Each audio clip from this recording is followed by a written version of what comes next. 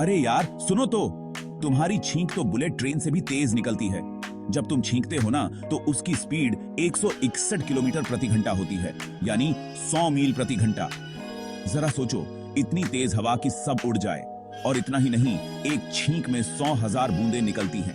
ये बूंदें 6 फीट तक जा सकती हैं। सो अगली बार छींक आए तो समझ लेना तुम कुछ सेकंड के लिए हवा में उड़ रहे हो। तो दोस्तों, छींकना कोई मजाक नहीं, ये तो असली सुपर पावर है। क्या तुम्हें ये बात पता थी? कमेंट में बताओ और वीडियो को लाइक और शेयर करना मत भूलना।